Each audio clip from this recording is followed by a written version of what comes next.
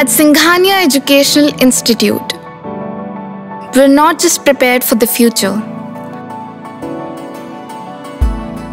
We're actively shaping it with technology and innovation. We are preparing to lead tomorrow. Singhania Educational Institute, cultivating knowledge.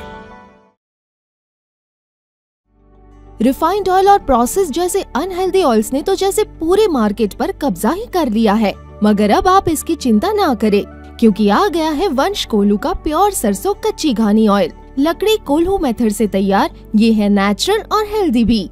वंश कोल्हू pure सरसों कच्ची घानी oil के साथ। वंश कोल्हू, तेल सही मिलेगा यहीं। नमस्कार, स्वागत है आपका इंडिया पर और आपके साथ मैं हूं प्रियांशु मिश्रा। नमस्कार, मैं हूं डॉक्टर पंकज सिंह गौर। तो हम बात करेंगे धौरारा लोकसभा क्षेत्र की, और इस बार भी हम जातिगत आंकड़ों की बात न करके उन आंकड़ों की बात करेंगे जो मतदाताओं ने ईवीएम में कैद किए थे। तो धौरारा अगर लोकसभा सीट की बात करें तो 2014 के लोकसभा चुनाव में विधानसभा वार किस प्रत्याशी को कितने मत मिले थे, इसका हम कंपैरिजन करेंगे। इसके बाद 2019 का जो लोकसभा चुनाव हुआ था उसमें धौरारा लोकसभा सीट पर जो पांचों विधानसभा आती हैं उनमें किस प्रत्याशी को कितने मत मिले थे, किसको मजबूती मिली थी और किसका वोट प्रतिशत घटा था। इसके अलावा सबसे अहम जो बात है 2022 का विधानसभा चुनाव, जो धौरारा लोकसभा सीट है उसमें जो पांचों विधानसभाएं आती हैं उसमें 2022 के विधानसभा चुनाव में किस पार्टी का प्रदर्शन कैसा रहा था और किस पार्टी का वोट प्रतिशत घटा और किसका बढ़ा। तो ये हम तमाम जानकारियां आज दर्शकों तक रखेंगे। तो बिना किसी देरी के आपको हम सीधे ले चलते हैं इंडिया के एडिटर इन चीफ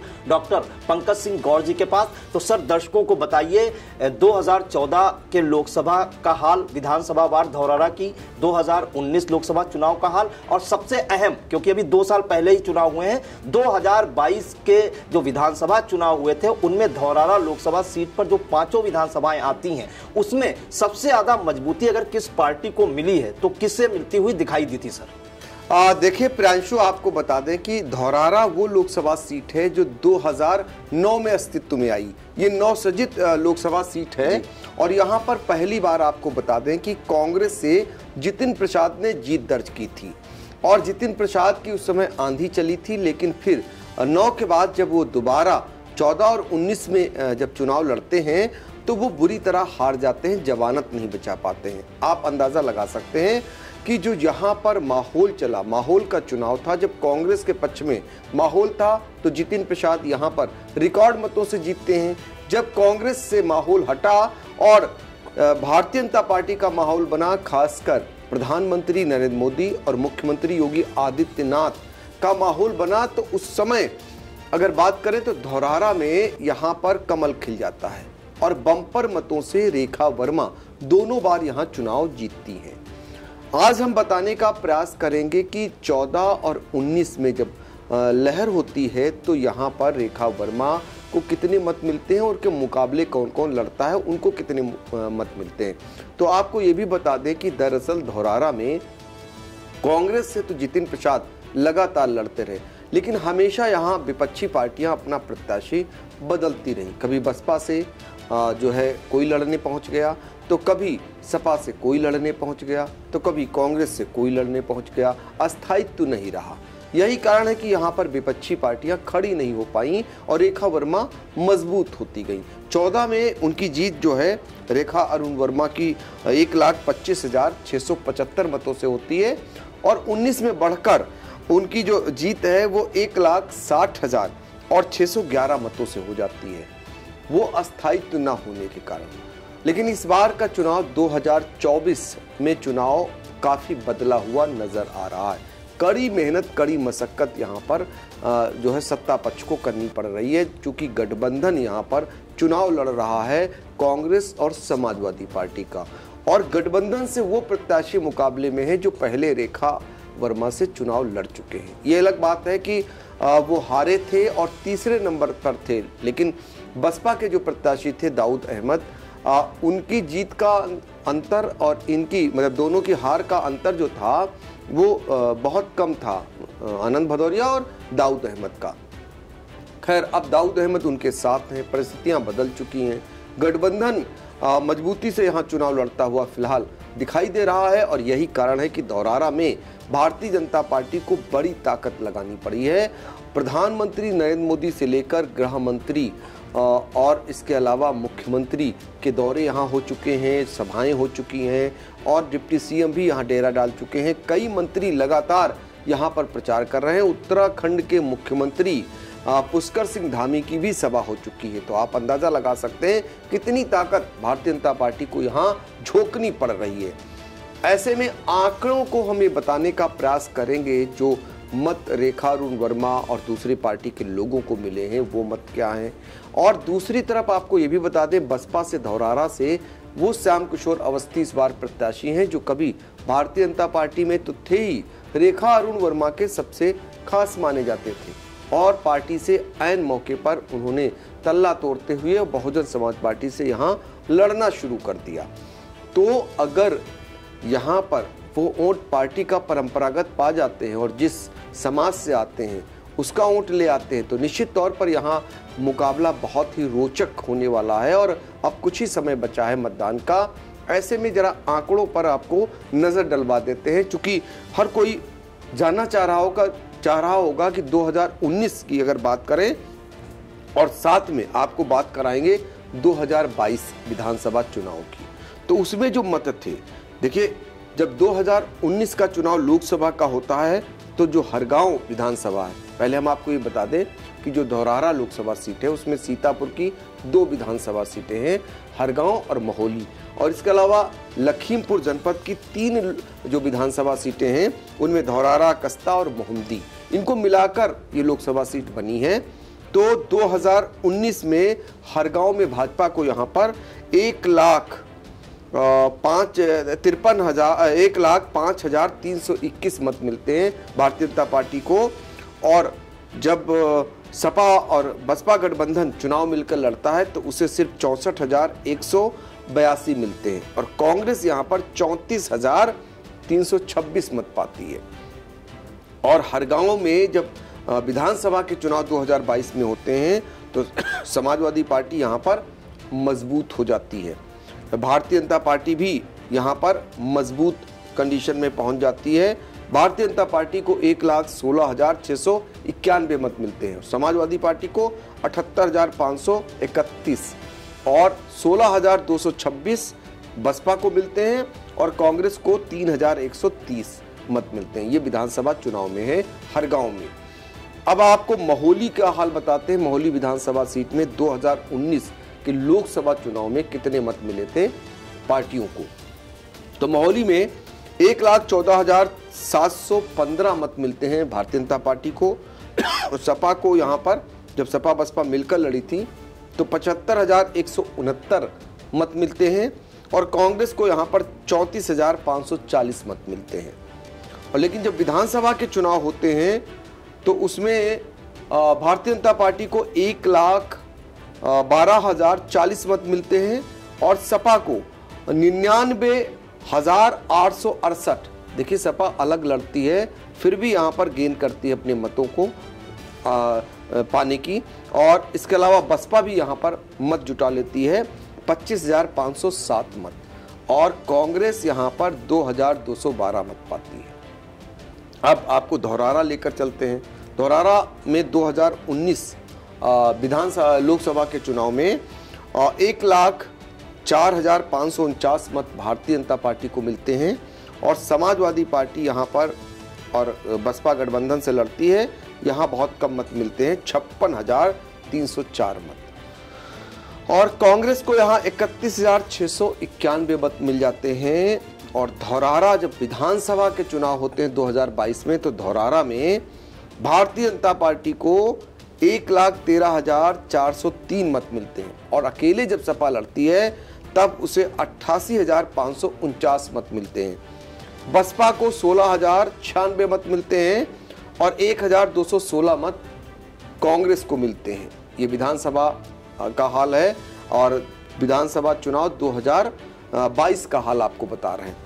अब कस्ता आपको लेकर चलते हैं। कस्ता में भारतीय जनता पार्टी को 93,010 मत मिलते हैं यहाँ पर भारतीय जनता पार्टी को एक समान कम मत कहा जाएगा और सपा बसपा को यहाँ 70,981 मत मिलते हैं।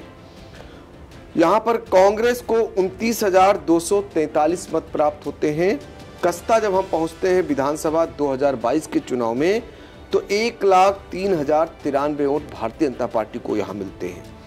इसके मुकाबले भारतीय जनता पार्टी को विधानसभा में ज्यादा मिलते हैं, लेकिन यहाँ समाजवादी पार्टी अकेले लड़ती है और कमाल करती है, 88,929 मत पाती है, जो बढ़ जाता है यानी कि चुनाव में।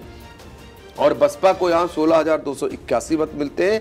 कांग्रेस यहाँ पर 1,955 में सिमट जाती है। मोहम्मदी हम अगर पहुंचते हैं तो मोहम्मदी का हाल आपको बताएं। मोहम्मदी में जो है यहाँ टक्कर हुई थी उस समय भाजपा और सपा बसपा की लोकसभा चुनाव में 2019 में।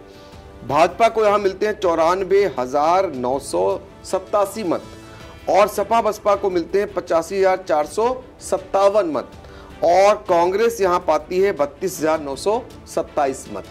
लेकिन जब विधानसभा के चुनाव 2022 में होते हैं तो मोहम्मदी में भारतीय जनता पार्टी को मिलते हैं 99,263 मत और अकेले सपा लड़ती है तो 94,112 मत पाती है। यानी यहाँ पर बहुत ही कांटे की टक्कर में सपा और भाजपा का मुकाबला होता है।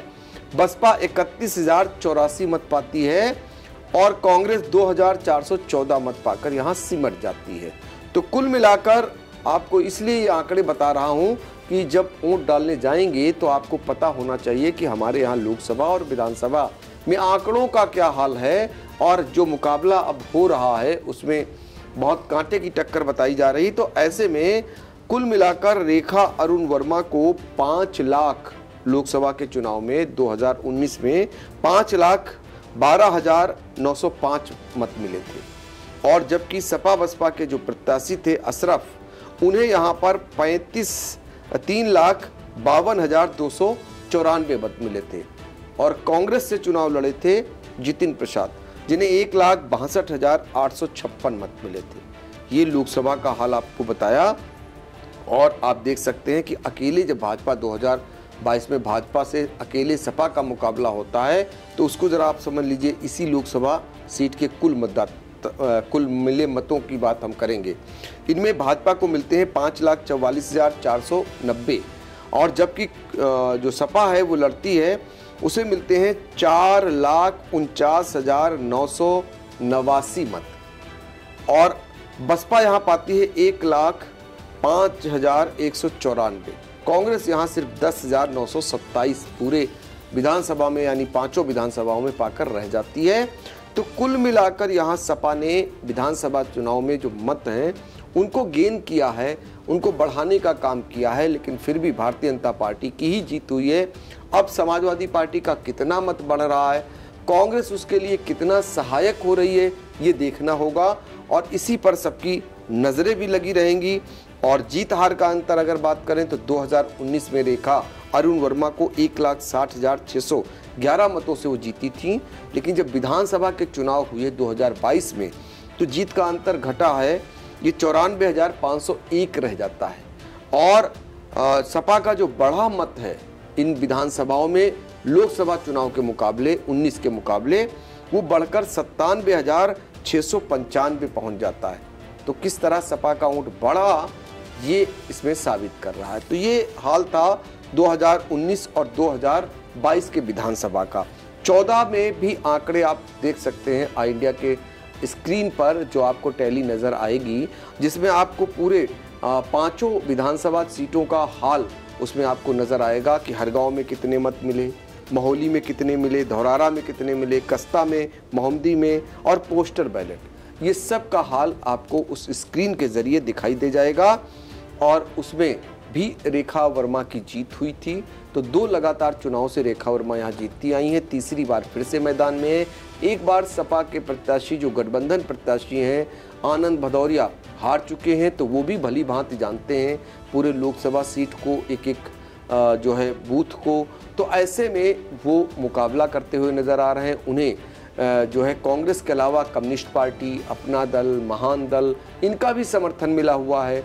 और उधर बसपा से श्याम किशोर अवस्थी चुनाव में हैं, वो भी क्षेत्र को समझे हुए हैं। तो कुल मिलाकर यहाँ बड़ा रोचक मुकाबला हो रहा है और ऐसे में आपका एक एक वोट बहुत कीमती है। आई इंडिया आपसे ये भी अपील करेगा कि वोट डालने ज़रूर जाइए और पुराने इतिहास को आप ही तोड़ पाएंगे तो उसको तोड़िए और अपने इलाके का नाम रोशन कीजिए।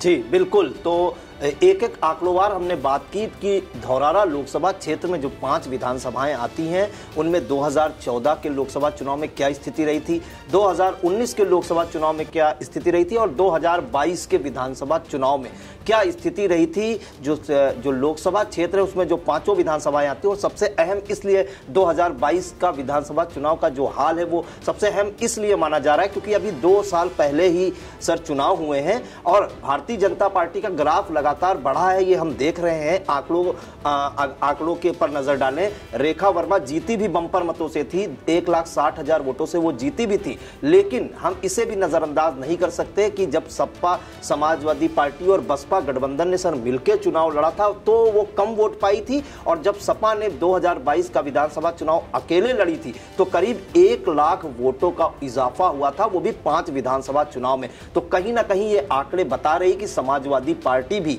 अपना जो परंपरागत वोट है जो कहीं छिटक भी गया था वो 2022 के चुनाव में पाने में कहीं ना कहीं सफल हुई है। और जो यहाँ का परिदृश्य है इस समय, श्याम किशोर अवस्थी जो ब्राह्मण समाज से आते हैं, जिस वर्ग से आते हैं और उनका जो कोर वोटर माना जाता है, अभी तक जो देखा गया है वो भारतीय जनता पार्टी का ही माना जाता है। अगर वो इनमें सेंधमारी करते हैं तो कहीं ना कहीं भारतीय जनता पार्टी को बड़ा नुकसान होने की आशंका है। फिलहाल ये आंकड़ों की बाजीगरी थी। हमने आपको पिछले जो 3 चुनाव हुए उनका हाल भी बताया और कंपैरिजन भी किया किसका कितना वोट बढ़ा, किसका कितना वोट घटा। फिलहाल आई इंडिया की यही अपील है कि 13 मई को चुनाव है, कल चौथे चरण को लेके और चंद घंटे ही शेष हैं, तो घरों से निकलिए और अपने मत का प्रयोग जरूर कीजिए और सीतापुर का रिकॉर्ड जरूर बनाएं क्योंकि पिछले जो 3 चरण हुए हैं उनमें अपेक्षा अनुरूप अच्छा प्रदर्शन नहीं कहा जाएगा। 60% से कम मतदान अगर होता है तो अच्छा नहीं कहा जाता है। तो आई इंडिया की सभी दर्शकों से अपील है,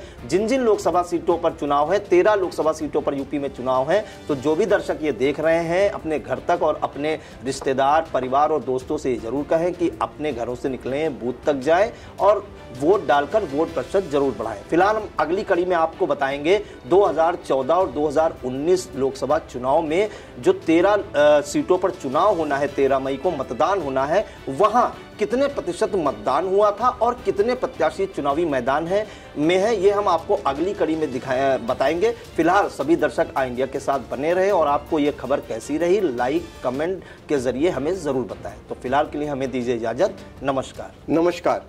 हम भारत के नागरिक लोकतंत्र में अपनी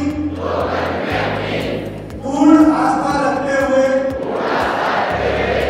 यह शपथ लेते हैं कि हम अपने देश की लोकतांत्रिक परंपराओं की मर्यादा को बनाए रखेंगे तथा स्वतंत्र, निष्पक्ष एवं शांतिपूर्ण